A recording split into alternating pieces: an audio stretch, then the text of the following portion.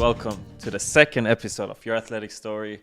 We have another special guest, another good friend, Leonel Misangumukini. Misangumukini. Okay, I can't get that right, bro. That's okay. I'm so sorry. A lot of people. You have a lot. I mean, I don't have an easy one either, but yours, man. But it's all right.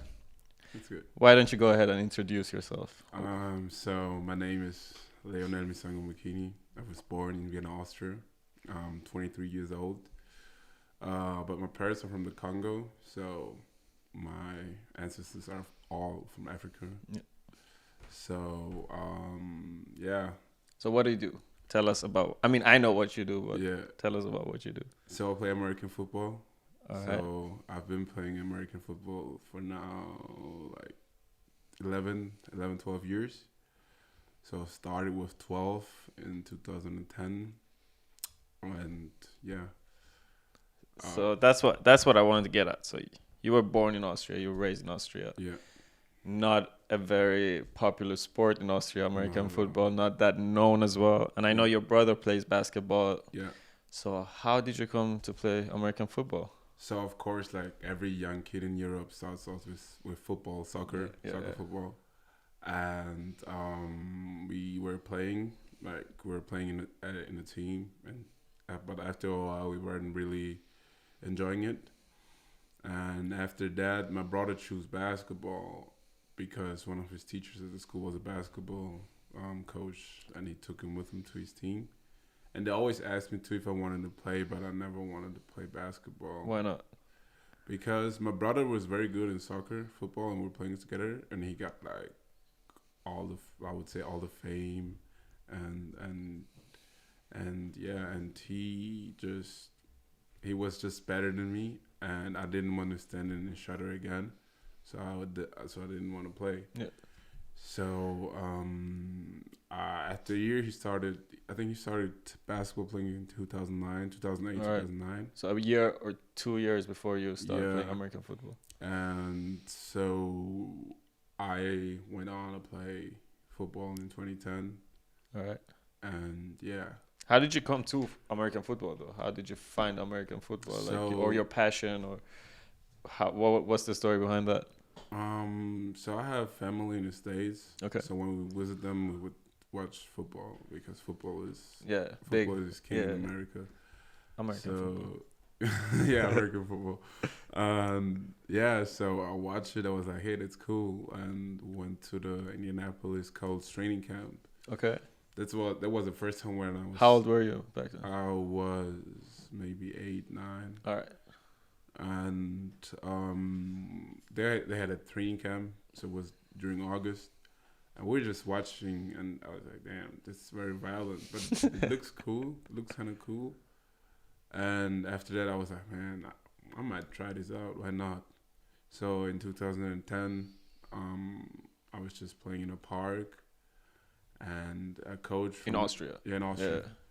So a coach from the Danny Dragons came to the soccer park where all kids randomly. He first asked my brother because they always look for big people, for tall, bigger people. But my brother told them he's playing basketball, but he said, you might ask my brother. He doesn't do nothing. He doesn't do nothing. Yeah, he doesn't do nothing. That's a good way to get introduced. He doesn't do anything. Just take. Just ask him. Yeah. He knows a little bit about football. Okay. And he asked me, and he gave me his card to come to the tryout. And I didn't go. I didn't go. Because it was like the first. I wasn't, because I had to try out. Yeah. And I was like, what if I don't make it? It's embarrassing, and I'm gonna get. You're gonna get smashed. You're gonna get violated. Yeah. All my friends are gonna be like, why you can't even make a football team? And I was too scared to go there because I was scared. Were you that big back then as well? I was just tall. Oh, you were just tall, skinny. Yeah. But he gave me like a real football. And one day he met my brother, and then he told my brother that, hey, that's the last day. Is he gonna come up? If he's gonna come or not? Yeah. And then my brother told me, hey, that's the last day. Hey, if you wanna go, you go. If you don't, fuck it. They might not take you ever again. And I was like, I'm gonna go there because he gave me that football. Okay, you just wanted to like show the appreciate, yeah, not because you wanted to. Not Just because I wanted to. all right, I was that's like, sick. I won't go there because he gave me a football. Nice guy. Nice guy. Yeah, and so I went to a tryout, and it was cold. It was cold. Was it back in winter? Yeah, it was in winter. It was very cold. All right. So yeah. How did the tryout go? It was good. And then now after a time I was like, they're gonna take everybody. Like I didn't have to be afraid of something like that. They're gonna take everybody who was there. Alright, so you didn't have that fear of failure anymore. No, they were just. Were you good at the because tryouts? they separated us, the new guys, the rookies. Right. We had like a rookie school. Okay. So we trained with another coaching staff. Yeah. They were just showing us the rules, the basics, and after 2 months, they said, yeah, there you go, your shoulder pads, helmets. All right. Yeah. And how were you at the tryouts? Were you good from the start, or because you didn't know me back then? But when I moved here, I used to hang out with some guy who used to play for Danube Dragon. Yeah. And it's a long time. I think it's 9 years ago. We don't know each other that long. But I remember talking to him and everything, and talking about if there's anyone good. I mean, he was, I think, under 17, 16s. Yeah. And I don't think I've told you that. But yeah, and then I was like, is there any guy who's good? And then he said, yeah, we got a quarterback. He used to play quarterback. Yeah. And he was like, yeah, he's the only good one. And then I actually saw you. I think we were in the tram. Yeah. And you guys got in, you and another player, and we said hi just because I was with that guy. Yeah. And yeah, I think that's the first time I saw it. I don't think you'll remember it because it's 9 years ago. What's his name? Marcel. What's a running back. He was a running. Oh yeah. Quick guy, short a bit. Good friends with Jan. Yeah.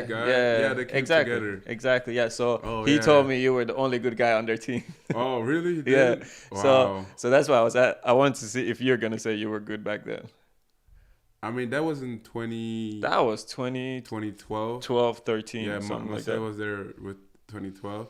I think in my first year, I wasn't. I didn't know what I was doing. I was just taller and bigger and sometimes faster than most of the kids on the field. Yeah, but that's football. So American football. You need that. But I never was like, man, I'm that guy, because in my first year we had studs. Okay. We had players who've been playing like 3-4 years. Okay. And I remember they were like, I remember like, especially like we had like a trio of players. Okay. I would say, man, we were stacked. I think there were like 5. But you got your ass beat though. Yeah. By Vikings. Not even back then. Not that year. In my first 2 years, we were competing against them, and my second year we beat them twice. Okay. This is when it was my first year playing quarterback. I think that's why people were like, okay, he's kind of like one of the first guys. All right. Who made it possible to beat them like twice. Okay.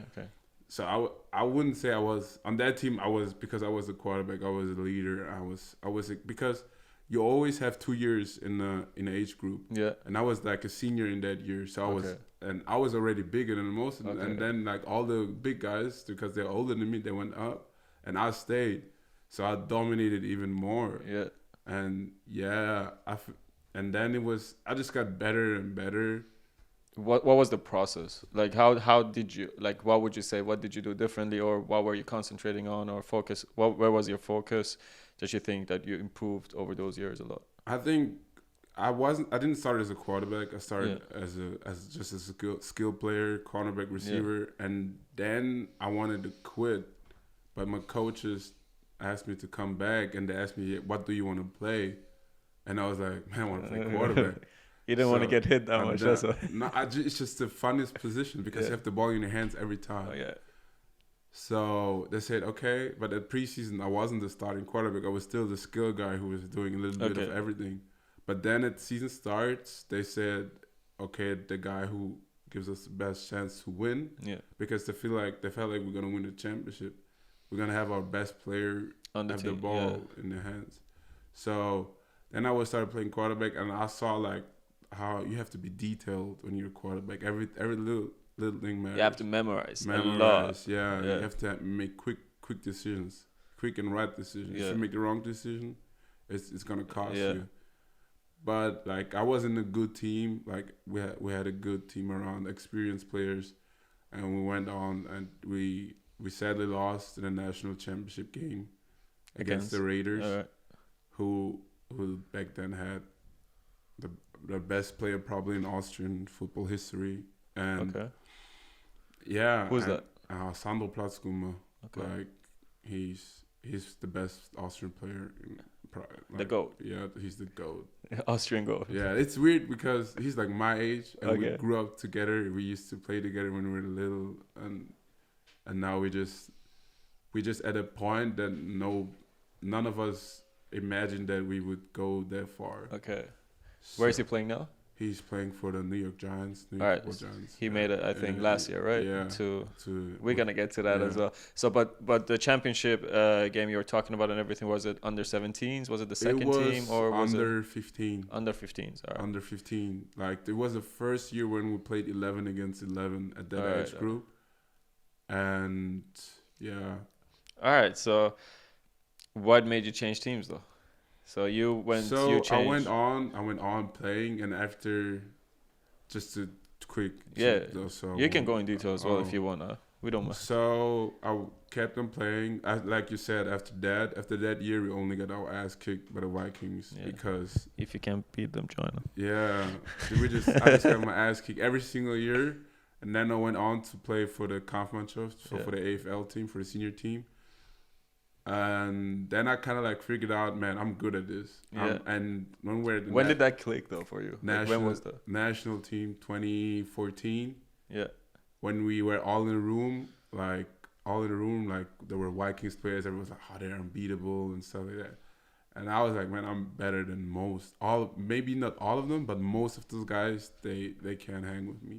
Yeah, but you realized that when you were hanging, like when you started training with them. It wasn't matches anymore, but it was It was like we were all equal. Yeah, we all have. You could compare yourself in a more like a one-on-one situation, in more training ground, right. And not a team-wise. So it's more in your control. Because in practice, I think you'll see the very good players. Yeah, and in match you can't really compare because it's a team effort. So if your team loses, you think you're not as good, even though you can have an amazing game. Yeah. But if you still lose, you'll be like, they are better than us. But in practice, I think. When everyone is like on the same level, have the same facilities, and just I think it levels things up. That's what made me then click when I was in that we are in the same environment. We have the same coaches the best coaching staff, same opportunities. Yeah. Everybody's getting the same snap count. Yeah, and I was like, they can't hang with me. And then in 2015, because in my first year playing under 19, the seniors played. I was the only guy. It was another young guy. It was two younger guys in my receiver group who actually got playing time because I think you know him, Bernhard Reimann. Yeah. He was. I think he was better than me because he got it. Of course, because of his work ethic, because he's a machine. He's a machine. Yeah, we graduated together. Yeah, but I would say because of his coaching, because he's been with the Vikings. Of course. He was a little bit. You develop yourself better or more or whatever, if you have the talent. You can both have the talent. Then you go through different systems. Yeah. You're going to come out as different players. So I definitely get that. So we were like the only young guys who got playing time. And when we were like only 16, 17, of course, Sandro got also playing time because he was the GOAT. He's the GOAT. So... then in 2015, like this is when it just everything came together. I was starting AFL. I was competing against the best guys in Austria. We won the under 19 European Championship. That's it. In where I scored a touchdown too. And that I was like. All right. So what was the highlight? Was it the World Cup or the European Championship? What would you say is the one highlight for you? Because I know you had a sick World Cup as well. Yeah. I think my the highlight, I would say the first time going to a World Championship. How? Tell me about that. It must have been sick. Yeah, it was. You were young too. It was under 17s. Under 19. Under 19s. I was 17. Was in 2014. We went to Kuwait. Yeah. And I've never been in a country like that. It's different culture shock. Culture shock, and it's hot. And it's very hot. Like probably the hottest place I've ever been in my life. And this is where like we were treated like professional players. Yeah. That was nice. We had everything was made for us. We were in a hotel. We got driven to the facilities, to the games. And we were like treated like we're feeling it with like little stars. Yeah. It's not many people get to that. Yeah, not many people feel that. I think that's one of the things every athlete strives for. Just that feeling. Just that feeling. But I think 2015 was when we won the European Championship because we won it. It was even better. It was even better. World Championship, we were good. I mean, 4th place. And we were very close to being 3rd place. 3rd place would be the highest European team would ever been in the European Championship. Okay. So I would say 2015. Who won it? In 2014, Canada did. It's different. Yeah. They come out with their best players, and the US come with their. I wouldn't say. I don't think they care that much. C team. They come with not A, B, C. Maybe C+. Yeah. Because we played them in 2016 in my last year, and they were. I mean, we were up 13-7 against them. Everybody was like, "Whoa!" And then they switched it on. And then they switched it on, and we were lost like by 50 or something. Holy shit! They whooped. That was bad. I mean, how did you feel after that game? After that game, I was very upset because our coach back then he pulled out all the starters because he was like, "Okay, that's not possible that we can win. We need." Because it's like in that tournament, it's like every game counts. It's like you have to win 2 games to go to a medal game, to a next round or to a medal game. And he said we can't win now. Let's prepare ourselves for Mexico, who was the next opponent. But I think we knew that we're not gonna win against Team USA, but it was a nice feeling to be up 13-7 against the inventor of the game. Yeah. But I felt that's a nice way to put it. Nice, inventor of the game. And very poetic. Yeah. But I didn't like because we're in China. Yeah. And I missed my friends a lot. This is like the first time when I had like really close friends when I met you guys, and I missed my family and friends. I was very homesick. I wasn't feeling that good because our team was bunch of superstars. We weren't a team.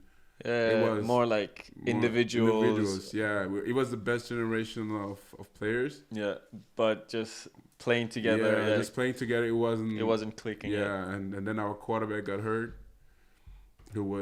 It's funny you say that as well with having a bunch of superstars. I think so. In our first episode, we talked to Errol, and he was talking. You know Errol as well. Yeah. So we were talking about like he said. I think last year they had or a year before that they had the best team player wise, but everyone very good, very talented players, and it also didn't click. So what do you think? Like I mean I know you have have a good balanced team plan where everyone understands their positions, where they stand with the team. You know, and there should be like a good balance there. Yes. But what is your what would you say makes a great team for you? I think a great team it's like everybody does his job, but it's not like if I do my job, I can't help you. All right. On those good teams that I've been, everybody did his job. But if it's like, okay, somebody has to step up a little bit, he steps up and does his job for the other guy. Yeah. And that's what like was great missing. teams. Yeah, okay. That's what was missing. Everybody was like, I'm doing my job. Oh. All right. What those plays are drawn up for me, I'm only gonna do this. All right. And then togetherness. Were you doing that too? I wasn't saying that I was doing that. I wasn't even. How can I they didn't.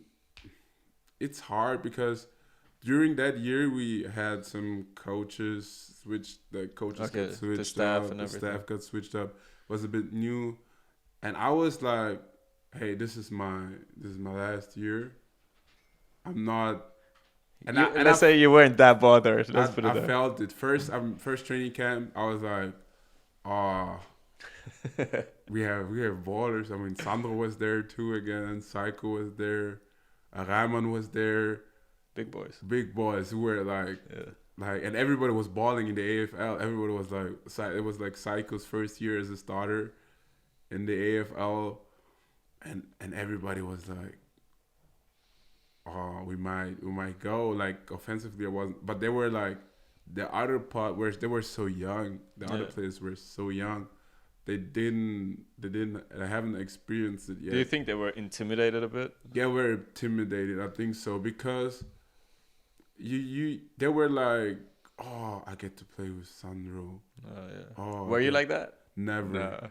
Have you ever? In my first, I remember, because Sandro is like one of the few guys who played 4 years in the junior national team. If you play 4 years, there are only 2 guys who ever played 4 years, and those are like one of the best players who I've ever played with. Yeah. Normally, if you're like good, you play 3 years. If you're like you play 2 years, and if you just happen to have one good season, you play 1 year, and that's it. But I would say like, I was never like, in my first year when I met Sandro and we're like connecting because we're the same age. But he was cool, calm, and after that we were connecting. But have you ever been in like, have you ever had a season or a stage in your career where you felt intimidated, or just coming into a new team, or just playing with certain guys? No, not even when I came to the Vikings, I was very confident because every time they wanted you as well. Yeah, every time I played against the Vikings, I would show up. Like this is a game where I would think almost. You took it personally. Yeah, I take it. That's a game where it's always because it's a rivalry game. Yeah.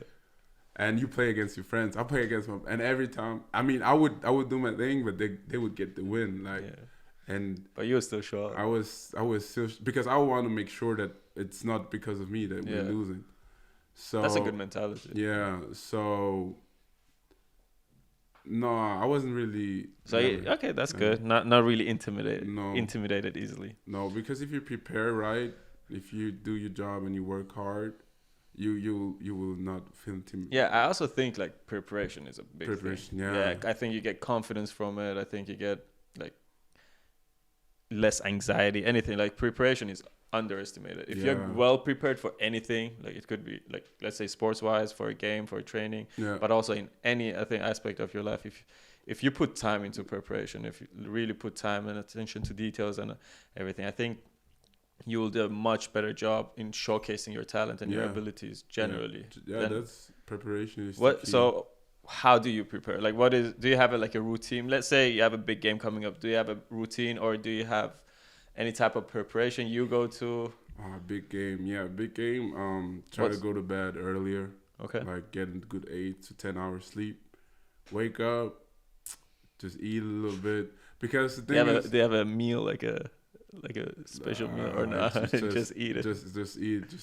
I like cheese bread, like with just a little butter, cheese bread, just something easy. Because you can't really have too much. You can't be on full you can't stomach. really have lunch because game starts at 3 or 4. Okay. So if you have a big lunch, you're gonna be throwing up in the second quarter, and just be early, arrive. I like to people get a little bit suspicious, or like in football there's a saying, if you look good you play good, if you play good they pay good. Yeah.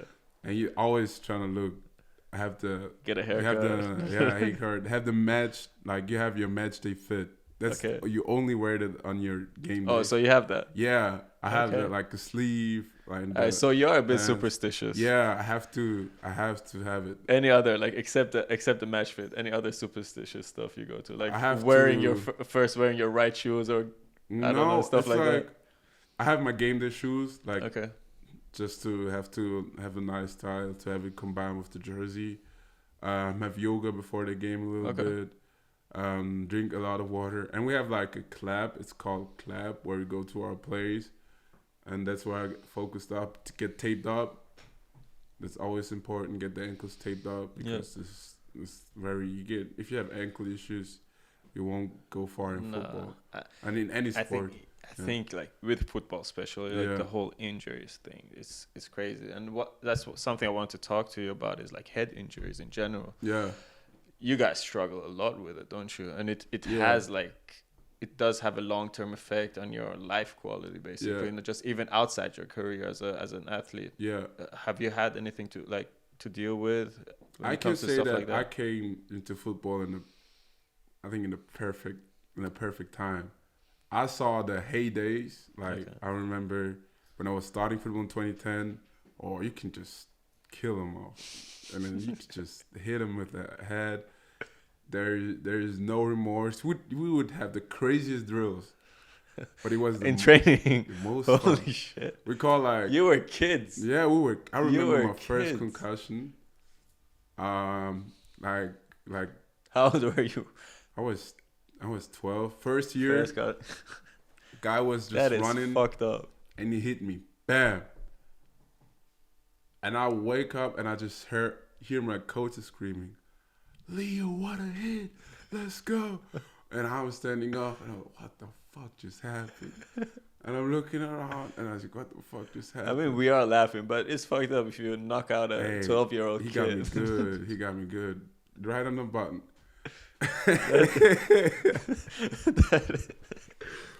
And my guy, you were 12. And I was 12 you're a child. Old. I'm a fucking child. And I had a shitty ass helmet. I had like a bucket. Not even a real helmet, it's just a bucket. They're not allowed no more, by the way. And it's not okay.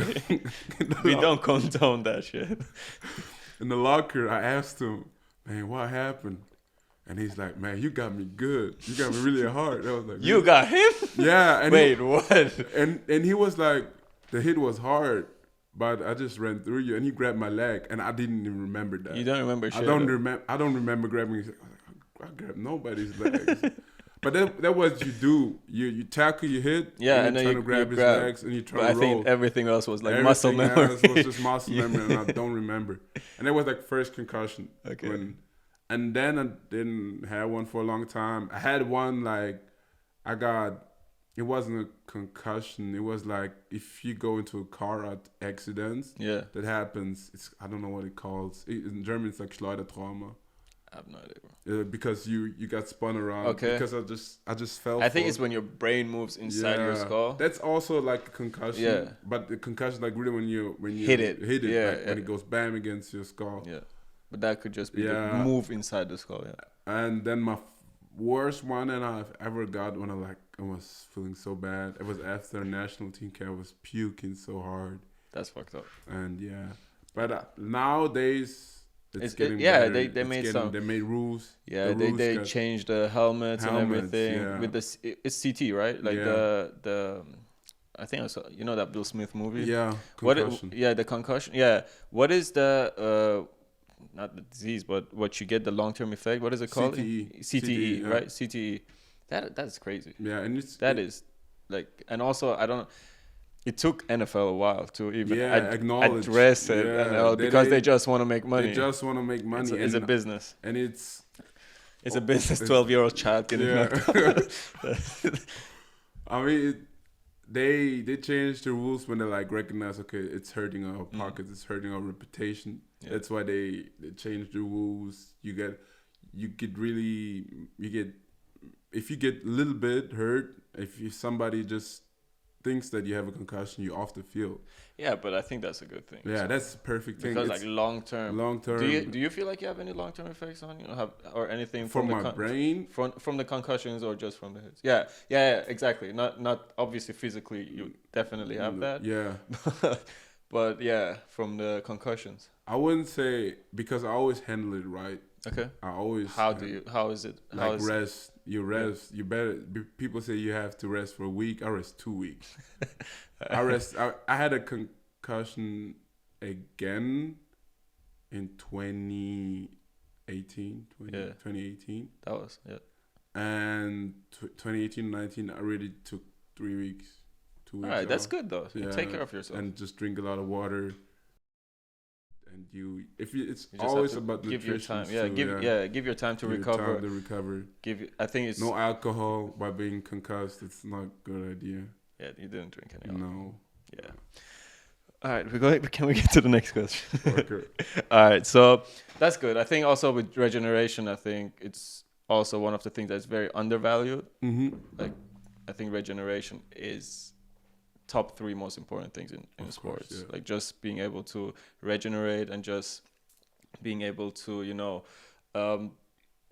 give in 100% every training session. You need to regenerate just as well. And nutrition, taking care of yourself, and sleep. Sleep, they say, is like the best performance enhancing drug. Yeah. But I think it's underestimated, undervalued.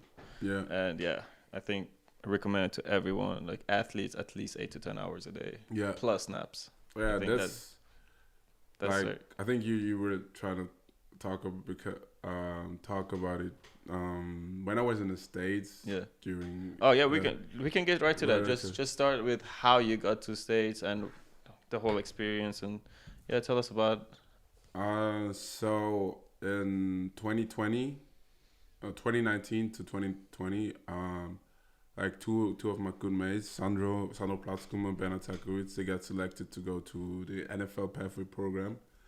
It's a program for international players outside of the US and Canada, and they're trying to give them an opportunity to play in the National Football League, in the NFL, because they want to grow the game globally.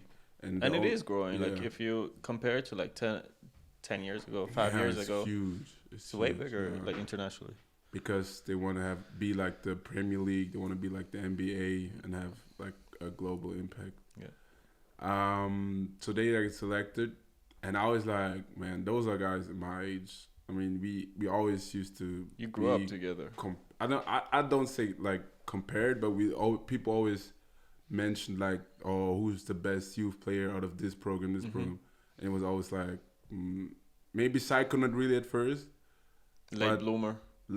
I wouldn't say late bloomer, but people were underrated. Yeah, they didn't know how good he was. Because he had so many players around. Yeah. Psycho was. I remember in 2013, like guys in the locker room was like, why isn't Psycho the starting quarterback for the Vikings? Okay. But their starting quarterback Vikings was Raul at the time, and he was balling. He was balling. He was balling. And everybody was like, Raul should play receiver and Psycho should be the quarterback, because the vision is Psycho is going to be quarterback in the senior team. And it was Sandro, of course, the GOAT, and it was me for the Dragons. So from the 3 teams, from 3 teams, players, 3 big teams. Yeah. People always would talk about it. Yeah. And I was like, man, those guys are I could make it to the program too. Psycho got selected to go to the New York Football Giants, and Sandro got selected to go to the Giants, and Psycho didn't get selected. That was last year. Yeah, that was last year, and Psycho came back, and Psycho and everybody, man, they didn't take Psycho. Everybody was like, what? Why didn't they take him? Because Psycho was fucking good. Yeah, and he came back, and we were friends before that too, but like then from 2019, so we were really locked in. We'd go together to the gym. We're just battling each other, just working. Yeah, but that's like some healthy competition, just trying to get better, using each other. Yeah, we're just grinding and he told me that, do you want to do that too? Yeah, and 2020 with the program, was a difficult year for everybody because of COVID, and we didn't know if we were gonna have a season or not. But we did have like a little best of 3, best of 5 series against the Giants, like because those are the big. Historically, though, those are the big. Vikings and Giants are historically the 2 big football teams. Giants? The Graz Giants, because they have the second most Austrian Bowl titles. Yeah, okay. And I thought Raiders would be also. Like Raiders, of course. Raiders is the new I wouldn't say up and coming, but they're right now. Like historically, Giants are like Arsenal. Okay. Arsenal Football Club. We're not gonna open that conversation. Yeah. They're like, but they have the second most Austrian bowls. Okay. And I think in 2012, the Vikings surpassed them with titles. So you had a best of 5 with them. Yeah, they called it the Classico, like a Classico, and I had a good game, and they texted me, who's after they? the game, the staff at NFIPP. Okay, so they were like kind of scouting. Yeah, they kind of were like, do you have time in October for a little workout? I was like, yeah, sick. For sure. That's it. How was the feeling getting that text? That was sick. Good. I was working hard. The only thing I was a bit worried about, I was injured a little bit after that, and I was like, man, maybe whatever, can't perform. And Psycho was like, just go there, just meet them. If you can't though, just meet them and talk to them. Yeah. I was like, okay. I remember like the first time I ran again after the game was at that combine. Okay. So it went good. I felt a bit confidence before then because one of the Raiders coaches came to visit us because we were one day earlier there, just to be a little bit more prepared. And he talked to us, and he's like, they were already in Innsbruck for like 3 days, and they came to the Raiders just to talk about Sandro, hang out. Yeah. And they were raving about Psycho and me. They were like, "Oh, we were looking forward to Psycho and Leo." And I was like, "Okay, good." That boosted your confidence. That boosted my confidence because they actually knew who I was. Yeah. So I just went in there, had a good workout. Then we just kept talking. We over Zoom. Yeah. And then you got invited to the... Yeah, and they told me, how fast can you get a visa? And that was like, I was like, okay. They want it. Yeah. They want me, it's serious. I had to keep it quiet. They wanted to have like the NFL posting it and stuff like that. Everything is... I know what you... Yeah. And then New Year's Eve came, and I was actually on the phone. I was just working out. And they asked me, yeah, it's gonna come out tonight. They're gonna post it and stuff like that. Then they say, congratulations. Then it was official as well. Official, and I was so relieved. Sayako was also very nervous, and I was like, man, they're gonna pick you, man. They already picked you once. They're gonna do it again. So, yeah. Must have been a great feeling. Was it a feeling of accomplishment? How was it? It was like, man, I worked so hard. Getting rewarded, like for the work you put in with the whole uncertainty of COVID and everything. I think that's a really good feedback you could get. And I think a lot of people who are like in the Austrian football community always saw me as a great talent. Yeah. They said that he's gifted, that's why he's a little bit better. And I was like, yeah, I mean, it's a good compliment, but at the same time, they are downing how hard you work. Yeah, they don't know like how they think that he's 6'4", like 260. Man, did you see his parents and his brothers? He's a genetic freak. But they don't see the amount of time sacrifice. And it's like, how does that affect you? Like when you? It's hard because I like guys like Raymond and Saike who are bigger than me. They're taller than me. They don't think they would never say they work hard. Yeah. They work. And I was like, man, how do you deal with that? At first, I was like, I don't care. But then when it got like a little bit more, when they said, it's not this and that, and I remember because I was when I came to the Vikings, like my performance dipped down. I didn't get some playing time, and I had to change positions. And everybody was like, he's done. Yeah. And because I was a good receiver, I would say good, not very good, but I was becoming to it because I was getting the perfect coaching, but I wasn't getting any playing time. So this is where I can show that I have to work hard. Yeah, and you did work hard, and you did earn it. Yeah. And one of your ex-teachers, Christoph Putz. Yeah. I think he's the guy who's doing our strength and conditioning, and he was he's like, a killer. Yeah. And people said that, damn, he got good so fast. He learned the position so fast, and he got. But it's the hard work you put in. Yeah, I think it's a bit discrediting when people. I mean, it's a good compliment at the same time. You know, it's a backhand compliment. Yeah. They just discredit how much you worked. Yeah. You worked, but at the same time, you can't really control what other people say about you. So you can. Yeah. You should try and not be bothered by it and just. 1 year in, another year out, you know. But it's interesting on you dealt with it by working even harder and just not really paying that much attention. Yeah, I just worked way harder, and then it came to the point where it doesn't matter what it is. At some point you don't care. I think at some point you're like, all right, no matter what I do, they're gonna talk. They're gonna talk. You can't really control that, so you might as well just ignore them. True. So then you got the visa. It came out on New Year's Eve. What a great way to start your year. And then when did you fly there? 26, I think it was 26th of January. Oh, so pretty fast. Pretty fast. And how was it? How was the experience there? Must have been sick. Was the best experience of my life. Best. You got bigger though. I got bigger. That's what I want. What is the difference like from just your routine, just coaching, training, everything from USA compared to Austria? Would you say everything? I would say everything. it's like you're with dogs. You're working with the best. You're working with the best athletes outside of America in the world. But also like the facilities and just how you work. It's just everything. It's just everything is planned for you. You just have to work. You have to work. You just have to put in the time. Everything else is taken care of. Yeah. Makes it easier. Yeah. Easier. I mean, it's not that easy still, but.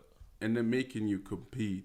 They give you little gifts and stuff like that. So a little treat. Yeah, a little treat. They be like, good job. Hey, if you guys make this, hey, we might go there. Oh, hey, you guys want Jordans? We. Oh shit. Oh yeah. I saw it. You posted on your story. Yeah, you got some Jordans. They had like every week we had like a game, and it was different kind of competitions. Like for me, I got it in the first week because we had like a little quiz about everybody, and they said like, hey, it's the first week. Let's see how much you guys know each other. Although we were in the first week, nobody have seen each other because we're in quarantine. We're in the hotel. Yeah. Everybody was in this hotel room. I only saw my companions on meetings, like on Zoom, like just on the screen. Yeah, but it also shows they're valuing like team building as well. Team building, yeah. And I knew a little bit of some guys. Of course, Psycho was with me there, and I know everything about him. And I won, and so I got the shoes first. And it's just we're at the IMG Academy in Brandon, Florida. Yeah, you told me it's sick. It's crazy. The best. For sports, it's the best thing in the world. Yeah. They don't care about how much they spend. They will spend every single dime that they have on their athletes, on their facilities, on their reputation. That's crazy. They want the best of the best there, and they do everything for it. They do everything. Yeah. What would you say is like the the biggest difference in mentality between there and here? In American football or in sports in general? Both. I think sports is such a big thing in the US. It's a bit too big, maybe. It might be, okay, but it gives a lot of young kids who come from not from much an opportunity to showcase themselves. Definitely. And it's just so big. It's just people are so proud of high school teams, people, college. When you get bigger, you go to the pro sports, of course. But it's just like it's engraved in the culture. It's so culturally. I mean, but I also think it has its pros and cons. Like, if you have a high school freshman, how old is he? 14, 15? And then, like, you have, I don't know, let's say 2,000 people watching the game, and they're gonna, if he fucks up, they're gonna go at him. Grown-ass people, grown men, Going after kids. Yeah, going after 14-year-olds, 15-years for a fucking football game. Yeah. You know how it's gonna affect the kid. You know, when we were talking like earlier, fear of failure. You know, the kid's gonna be scared every time he touches the ball, no matter what sports they do. So I think it has its cons as well. You know, if in the progress, in the development as an athlete, like when you're growing up, I think you should be able to take risks and make mistakes and learn from it and become better. Sure. But if that's the culture, you know, it's engraved. Sometimes it gives the wrong values. Like, you know, I think like personally, you can tell me your opinion about it. For young athletes, the most important thing is not performing. It's learning. It's developing. It's not you have to. I mean, it's not like if you're just participation trophies and all, that's bullshit as well. But still, like you shouldn't. You shouldn't force some pressure. So much pressure. I mean, you have to make them competitive, but in a healthy way as well. That they are not scared to fail. Yeah. So.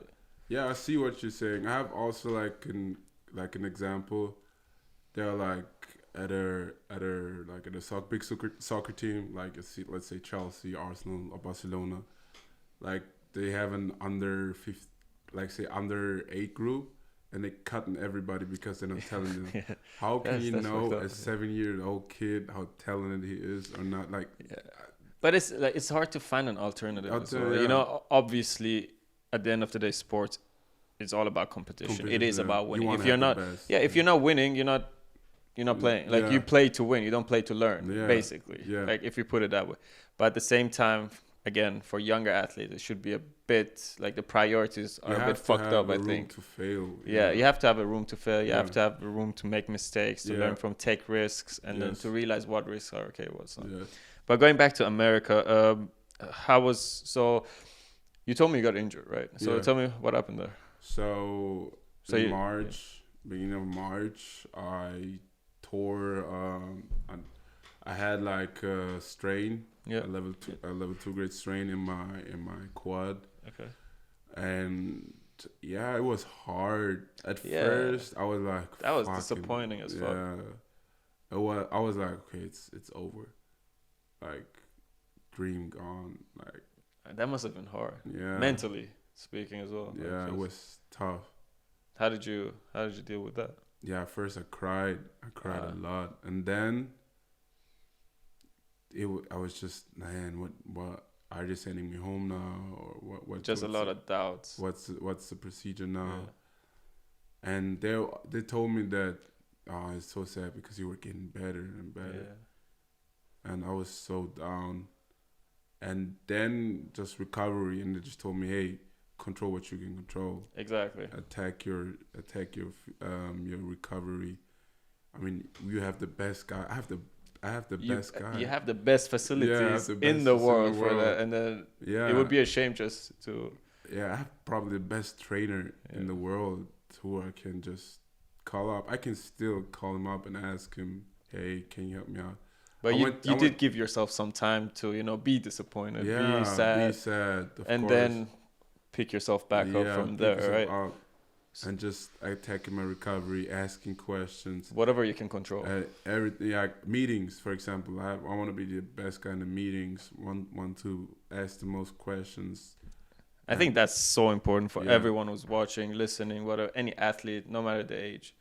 You just even if you get injured, even if you're not playing, you just have to attack that whatever you can be the best at whatever you can do. Yeah. And I think it's so important. I think it's like one of the keys if you want to make it big. It's because when I was younger, I would force myself to come back.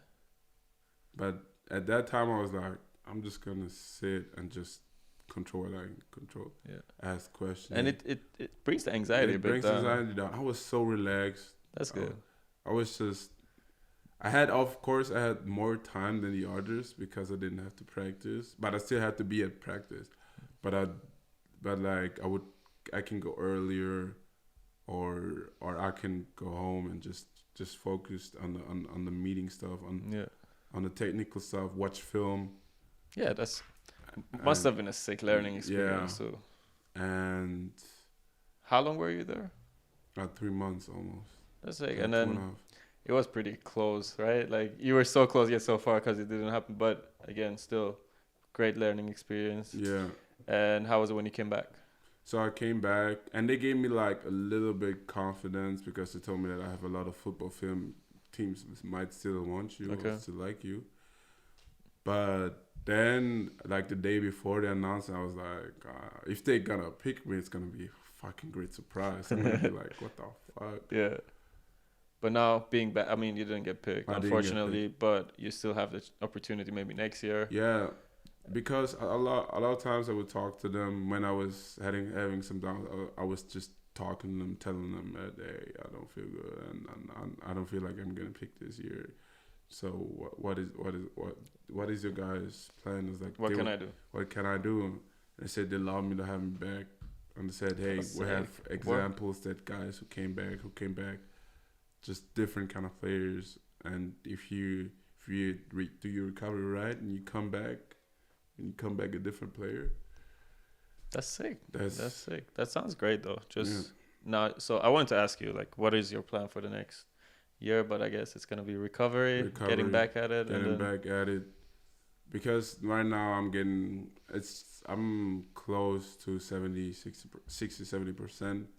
I can lift again a little bit heavier.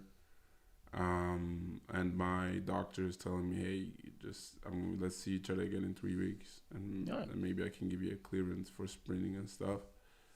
And yeah, just everything that I learned there, just take it here and transform it, and just get better. Yeah.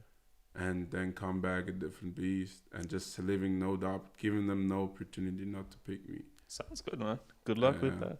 Thank you. Yeah, I think it's a good time to wrap it up. Yeah.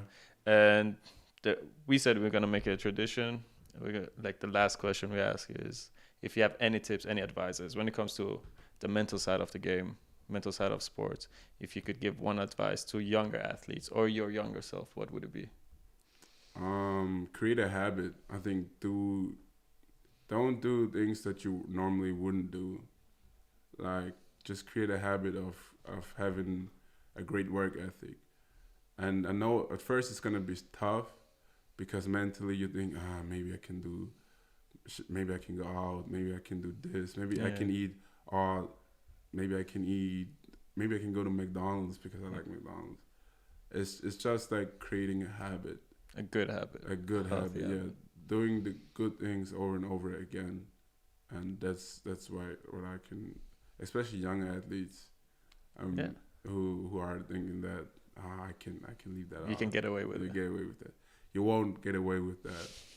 Good to know. Play against grown men, like one of my coaches always said, they're gonna take your shit. Don't let them take your shit. Don't let them take your shit. That's the advice. Yeah. Thank you, man. I appreciate it. Man. Thank you, my guy.